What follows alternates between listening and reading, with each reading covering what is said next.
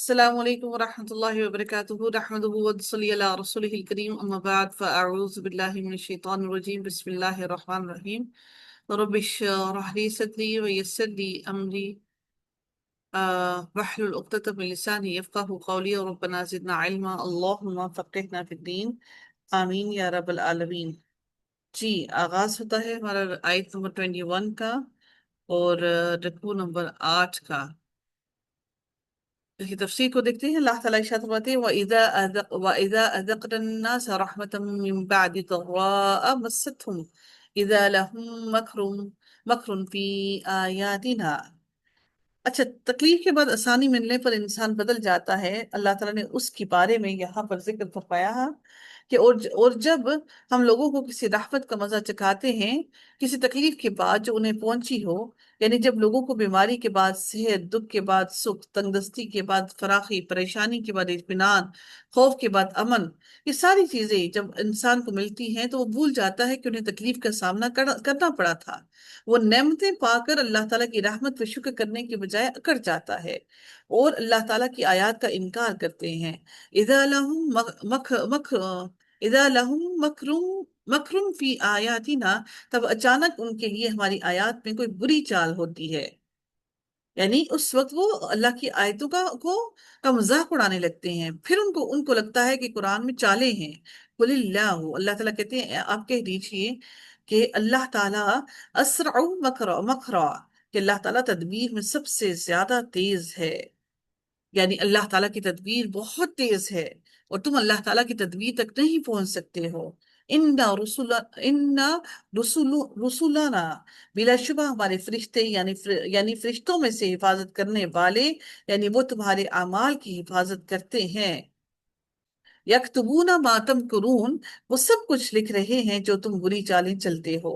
اللہ تعالیٰ کے لکھنے والے فرشتے کرامن کاتبین انسان کے ہر اچھے اور برے عمل کو مسلسل لکھ رہے ہیں. ان کا وہ ایک لمحے کے لیے بھی فرصت نہیں پاتے، بلکہ وہ مسلسل لکھے جا رہے ہیں. پھر میرے رب نے مزید فرمایا هو الذی یسیرکم فی البر والبحر، اللہ تعالیٰ فرماتے ہیں وہی ہے جو خشکی اور سمندر میں تمہیں چلاتا ہے. یعنی اللہ تعالیٰ ہی کی ذات ہے، جو اللہ سبحانہ تعالیٰ ہی کی ذات ہے جو تمہیں خشکی اور سمندر میں تمہاری نگرانی کر رہا ہے. حتی اذا کنتم فی الفلک، اب اللہ تعالیٰ اس بات کو کیسے نگرانی کر رہا ہے وہ مزید الیبوریٹ کر رہے ہیں کہ یہاں تک کہ جب تم کشتیوں میں ہوتے ہو، یعنی جب تم بحری جہازوں میں ہوتے ہو اور کشتی مسافروں کو لے کر پانی کو چیرتی ہوئی آگے بڑھتی ہے، وَجَرَيْنَا بِهِمْ بِرِيحٍ طَيِّبَةٍ، اللہ تعالیٰ فرماتے ہیں اور انہیں لے کر عمدہ ہوا کے ساتھ چلتی ہیں. یعنی وہ ہوا چلتی ہے جو جہازوں اور کشتیوں کو چلاتی ہے. یعنی وہ عمدہ ہوا ہے جو چلا رہی ہے، ان کو تکلیف اور نقصان نہیں پہنچا رہی. وَفَرِحُوا بِهَا، اور وہ اس میں خوش ہو رہے ہوتے ہیں. یعنی مسافر ہنستے کھیلتے اور خوش ہوتے ہوئے اپنا سفر طے کر رہے ہوتے ہیں. وَجَاءَهُمُ الْمَوْجُ مِن كُلِّ مَكَانٍ وَظَنُّوا أَنَّهُمْ أُحِيطُ بِهِمْ، اللہ تعالیٰ فرماتے ہیں اور ان پر ہر جانب سے جب موج آ جاتی ہے اور وہ یقین کر لیتے ہیں کہ بے شک انہیں گھیر لیا گیا ہے. یعنی جب کشتی کو چاروں طرف سے موجیں گھیر لیتی ہیں تو انہیں یقین ہو جاتا ہے کہ اب وہ ہلاک ہو جائیں گے. دعوا اللہ مخلصین لہ الدین، تو وہ اللہ تعالیٰ کے لیے عبادت کو خالص کرتے ہوئے اسی کو پکارتے ہیں. اس وقت وہ مخلوق سے کٹ کر خالص اللہ تعالیٰ سے دعائیں کرتے ہیں، کیونکہ انہیں اس وقت یقین آ جاتا ہے کہ اس مصیبت سے اللہ تعالیٰ کے سوا کوئی نہیں جو ان کو نجات دے سکے. پھر اللہ تعالیٰ مزید فرماتے ہیں لَإِنْ أَنْجَيْتَنَا مِنْ هَذِهِ لَنَكُونَنَّ مِنَ الشَّاكِرِينَ، اور اگر آپ ہمیں اس سے نجات دے دیں تو ہم ضرور شکر ادا کرنے والوں میں سے ہو جائیں گے. یعنی وہ اللہ تعالیٰ سے گڑ گڑا کر دعائیں کرتے ہیں کہ اگر ان مصیبتوں اور سختیوں سے نجات دلا دیں تو وہ آپ کی اطاعت کرنے والے ہوں گے اور کبھی ناشکری نہیں کریں گے. اللہ تعالیٰ نے سورہ اسراء میں آیت نمبر 67 میں بھی ارشاد فرمایا اور جب سمندر میں تمہیں کوئی مصیبت پہنچتی ہے تو اللہ تعالیٰ کے سوا تم جنہیں بھی پکارتے ہو وہ سب کے سب گم ہو جاتے ہیں. پھر جب وہ تمہیں خشکی کی طرف نجات دیتا ہے تو تم منہ موڑ جاتے ہو، اور انسان ہمیشہ سے بڑا ہی ناشکرا ہے. انسان ہمیشہ سے ہی بڑا ناشکرا ہے. اللہ تعالیٰ مزید اگلی آیت میں مزید ارشاد فرماتے ہیں فَلَمَّا أَن جَاءَهُمْ إِذَا هُمْ يَبْغُونَ فِي الْأَرْضِ بِغَيْرِ الْحَقِّ۔ اللہ تعالیٰ فرماتے ہیں پھر اس نے جب انہیں نجات دے دی، تب فوراً وہ زمین میں ناحق سرکشی کرتے ہیں، یعنی کہ کسی کا ناحق سرکشی کرنا، یعنی تب وہ فوراً زمین میں ناحق سرکشی کیسے کرتے ہیں؟ مصیبتوں سے نجات ملنے پر وہ وعدے کو بھول جاتے ہیں، اور ناحق سرکشی کس طرح کرتے ہیں؟ اللہ تعالیٰ سے بغاوت کرنا شروع کر دیتے ہیں، اللہ تعالیٰ کی قدرت اور اختیار کو تسلیم نہیں کرتے، اللہ تعالیٰ کے احکامات کو نہیں مانتے، اللہ تعالیٰ کی شریعت اور قانون کو نہیں مانتے۔ انسان جب اپنے آپ کو محفوظ سمجھتا ہے اور یہ سمجھتا ہے کہ میرا کوئی کچھ بگاڑ نہیں سکتا، اور یہ کہ میرا معاملہ بالکل درست ہے، تو اسے کسی کی مدد کی ضرورت محسوس نہیں ہوتی، پھر انسان اپنی ہی چلاتا ہے۔ حق تو یہ ہے کہ وہ اللہ تعالیٰ کی دی ہوئی آسانیوں اور نعمتوں میں بھی اپنے آپ کو خالص کرتے ہوئے انہوں نے سختیوں میں اللہ تعالیٰ اپنی عبادت کو اللہ تعالیٰ کے لیے خالص کیا تھا۔ جن لوگوں نے جیسے جن لوگوں نے عبادت میں اللہ تعالیٰ کے لیے خالص کیا تھا، جو کوئی اخلاص کے ساتھ بغاوت کا رویہ اختیار کرتا ہے، اس کی سرکشی اور بغاوت کا وبال اسی پر ہی یقیناً ہوگا۔ اللہ تعالیٰ فرماتی ہیں کہ یا ایہا الناس، تنبیہ کی جا رہی ہے یہاں پر انسانوں کو، تمام انسانوں کو، اے لوگو، اللہ تعالیٰ نے کسی بھی دور اور مقام کے انسانوں کو مخاطب کیا ہے جنہوں نے سرکشی کی۔ اس سے مراد صرف وہ لوگ نہیں جو اس وقت مکہ کے یا اس کے ارد گرد کے لوگ تھے، بلکہ اس سے مراد وہ تمام کے تمام انسان، بنی نوع انسان ہیں جنہوں نے بھی سرکشی کی۔ اللہ تعالیٰ نے سب کے لیے یہ بات عام کر دی۔ اے لوگو، انما بغیکم علی انفسکم، یقیناً تمہاری سرکشی تمہارے اپنے ہی خلاف ہے، یعنی تم اپنی سرکشی کا مزہ ضرور چکھو گے۔ رسول اللہ صلی اللہ علیہ وسلم نے فرمایا کہ ظلم اور بغاوت، قطع رحمی، رشتہ ناتا توڑنا جیسا کوئی اور گناہ نہیں جو اس لائق ہو کہ اللہ تعالیٰ اس کے مرتکب کو، اس کے کرنے والوں کو اسی دنیا میں سزا دے، باوجود اس کے اللہ تعالیٰ اس کا مرتکب ہے کہ وہ دنیا میں ہی اس کو سزا دے دے، اس کے باوجود بھی وہ اس کو سزا نہیں دیتا، بلکہ اس کو آخرت کے لیے اس کی سزا کو چھوڑ دیتا ہے۔ اللہ چاہے تو ہم سب کو دنیا میں ہی پکڑ لے، لیکن وہ پھر بھی ہمیں آخرت کے لیے اس نے چھوڑ دیا۔ اللہ تعالیٰ فرماتے ہیں متاع حیات الدنیا، دنیا کی زندگی کا فائدہ تم اٹھا لو، یعنی اللہ سے سرکشی اور بغاوت اور اس کے لیے اخلاص اور سے دور بھاگنے میں، اور تم جتنا کوشش کر سکتے ہو بھاگ جاؤ، اور سرکشی میں جو کر سکتے ہو کر جاؤ۔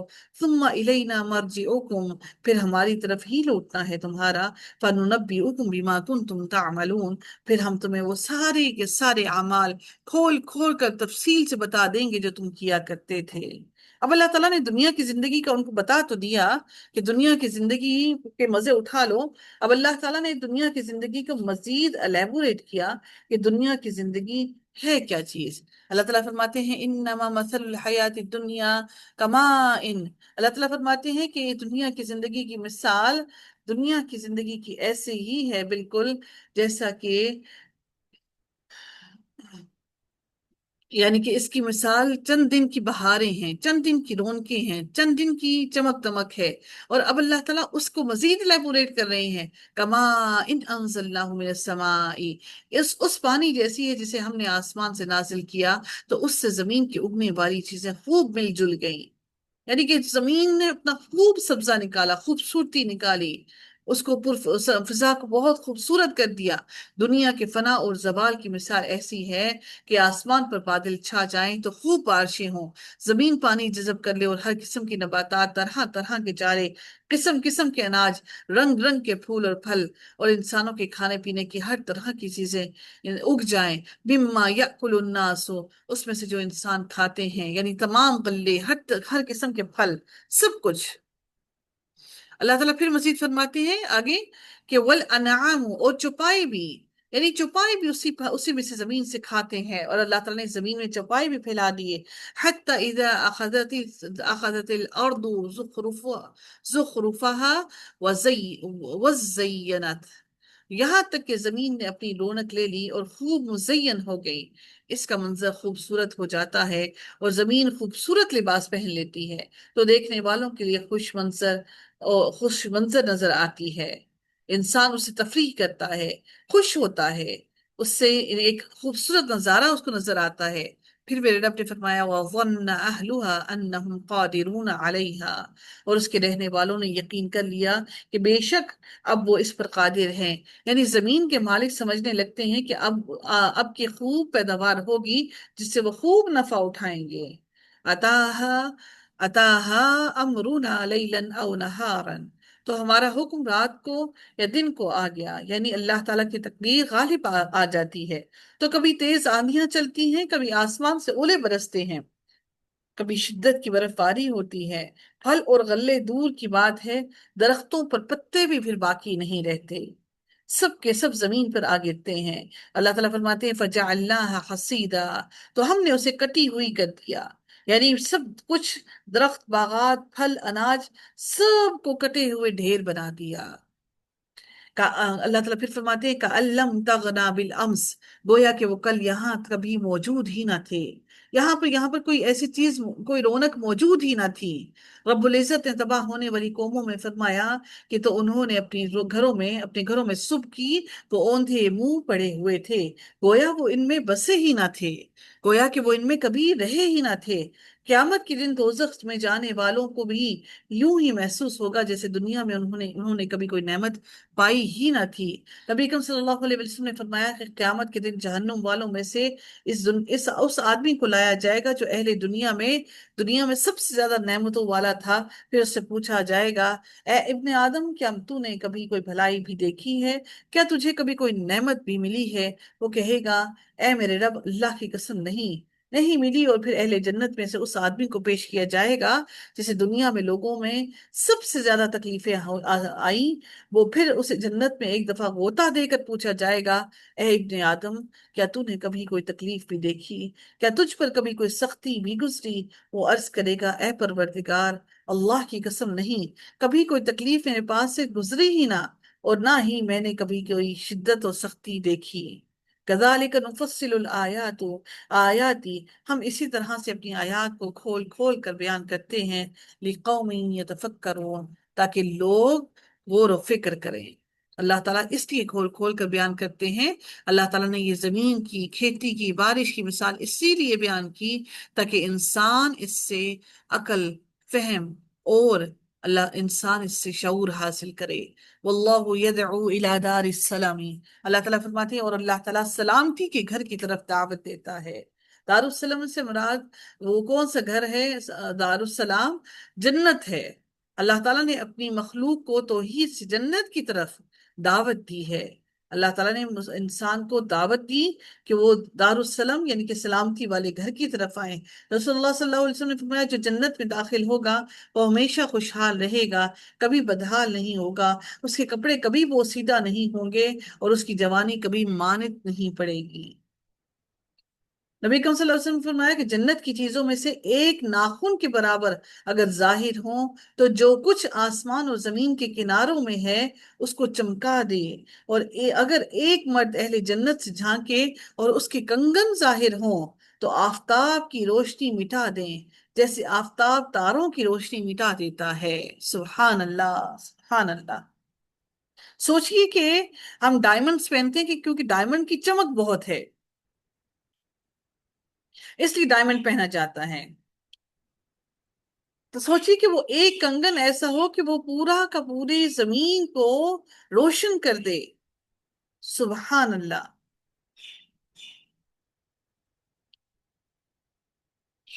وَيَهْدِي مَن يَشَاءُ، اور جس کو چاہتا ہے ہدایت دیتا ہے۔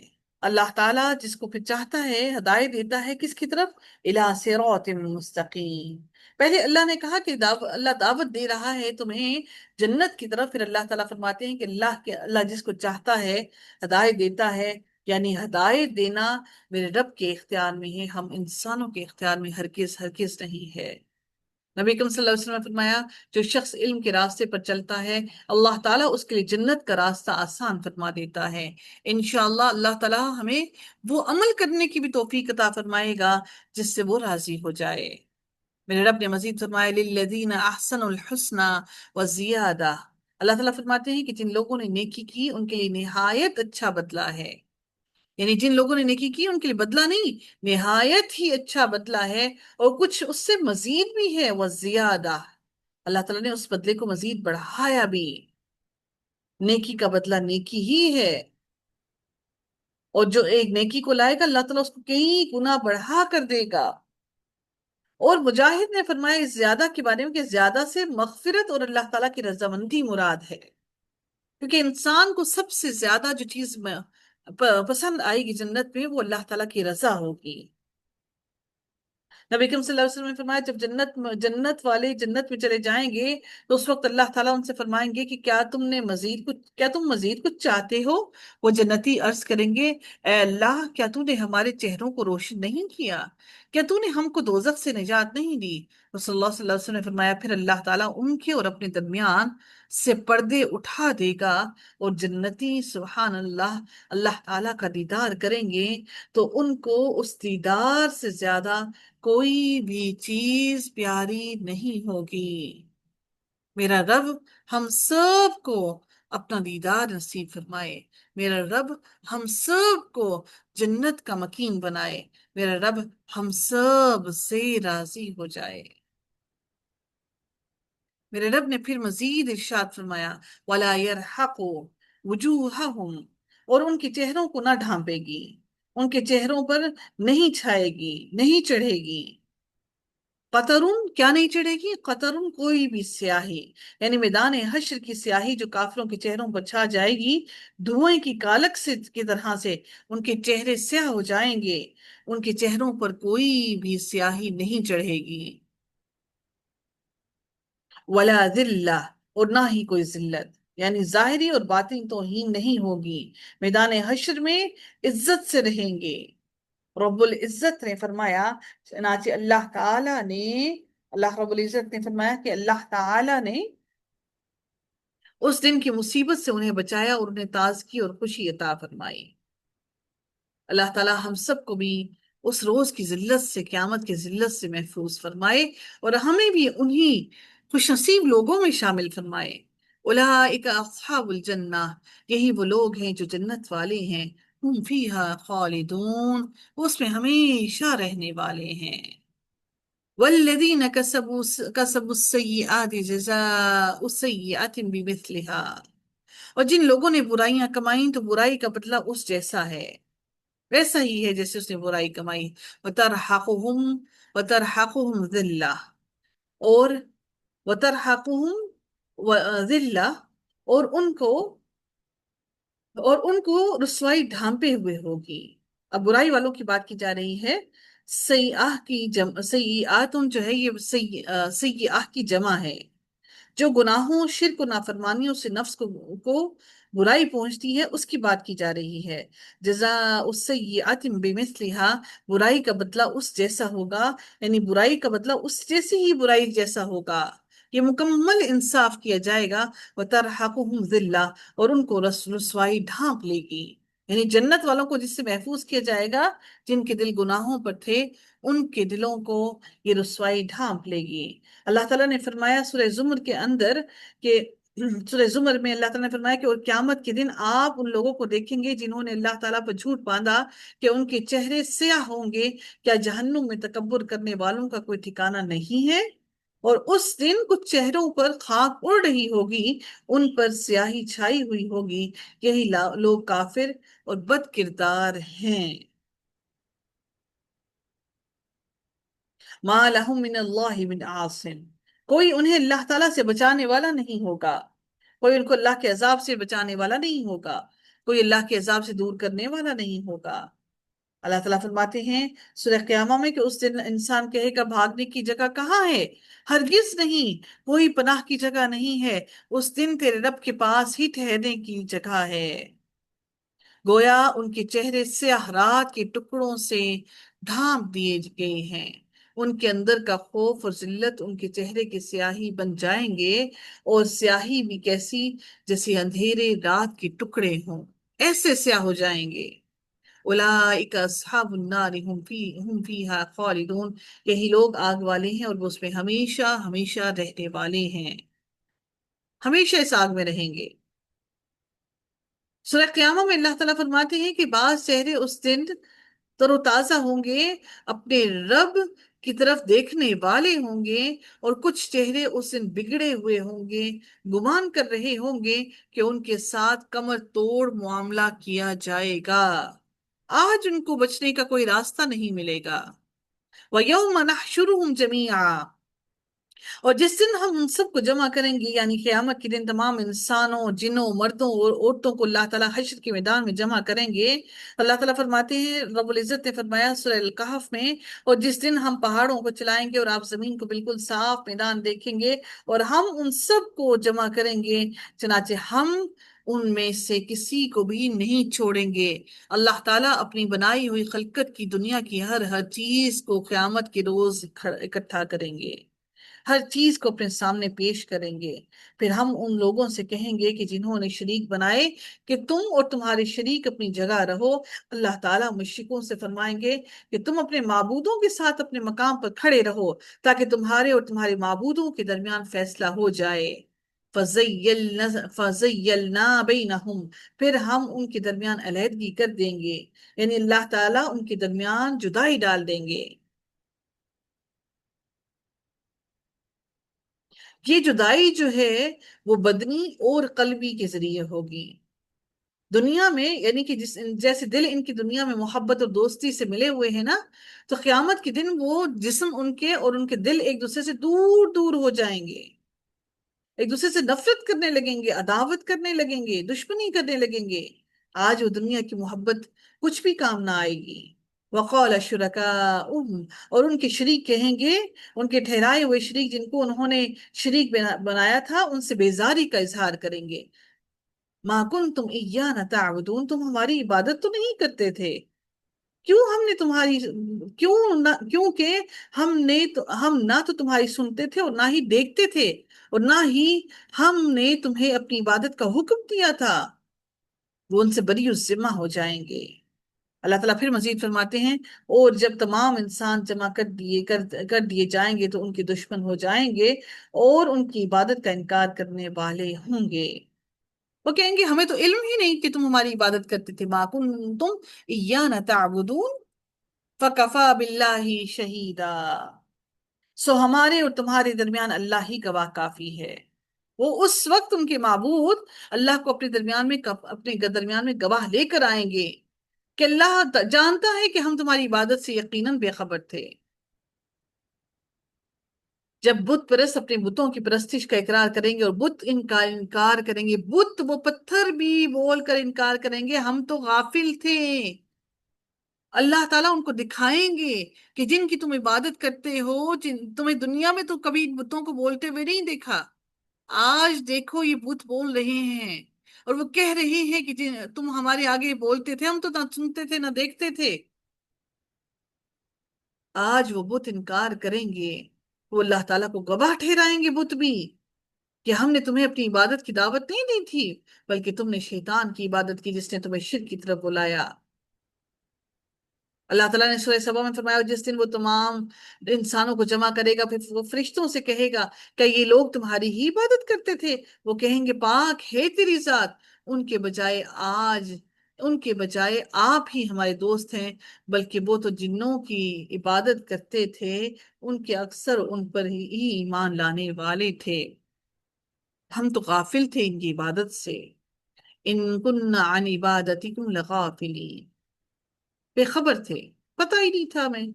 ہنالکا، وہاں یعنی میدان حشر میں، حساب کے وقت، ہنالکا اسی جگہ، کس جگہ؟ یہ میدان حشر کی بات ہو رہی ہے نا، تو اسی جگہ میدان حشر میں اللہ تعالیٰ فرماتے ہیں تبلو کل نفس، ہر نفس جان لے گا، ہر شخص جان لے گا، کیا جان لے گا؟ ما اسلفت، جو اس نے اپنے آگے اعمال بھیجے، جتنے بھی اعمال اس نے آگے بھیجے وہ سب جان لے گا جس دن تمام پوشیدہ باتوں کی جانچ پڑتال کی جائے گی۔ اللہ تعالیٰ فرماتے ہیں سورہ قیامہ میں کہ اس دن انسان کو بتایا جائے گا جو کچھ اس نے آگے بھیجا اور جو اس نے پیچھے چھوڑا، سب کچھ وہ جان لے گا، اور ہم قیامت کے دن اس کے لیے ایک کتاب نکالیں گے جسے وہ کھلی ہوئی پائے گا۔ اللہ تعالیٰ سورہ بنی اسرائیل میں یہ فرما رہے ہیں، پڑھ اپنا نامہ اعمال، آج کے دن تم اپنے اوپر خود حساب لینے والے کافی ہو، اور وہ اللہ تعالیٰ کی طرف لوٹائے جائیں گے جو ان کا حقیقی مالک ہے، یعنی اس طرح وہ اپنے آپ کو اپنے مالک، اپنے مولا کے سامنے پائیں گے جو ان کا حقیقی مولا ہے، مولاہم الحق، جو ان کا حقیقی مالک ہے۔ وَضَلَّ عَنْهُمْ مَا كَانُوا يَفْتَرُونَ، اور وہ سب ان سے گم ہو جائیں گے جن پر وہ جھوٹ کھڑا کرتے تھے، وہ سارے کے سارے ان سے دور ہو جائیں گے۔ آج وہ اللہ تعالیٰ کے سامنے اکیلے اکیلے کھڑے ہوں گے، وہ کوئی اپنا مددگار نہیں پائیں گے۔ اللہ تعالیٰ سے دعا ہے کہ رب کائنات ہمارے لیے دنیا میں بھی کافی ہو جائے، میرا رب ہمارے لیے آخرت میں بھی کافی ہو جائے۔ وآخر دعوانا ان الحمد للہ رب العالمین، صلی اللہ تعالی علی خیرہ خلقہ اجمعین، برحمتک یا ارحم الراحمین، سبحانک اللہم و بحمدک، نشہد ان لا الہ الا انت، نستغفرک و نتوب الیک۔ السلام علیکم ورحمۃ اللہ وبرکاتہ۔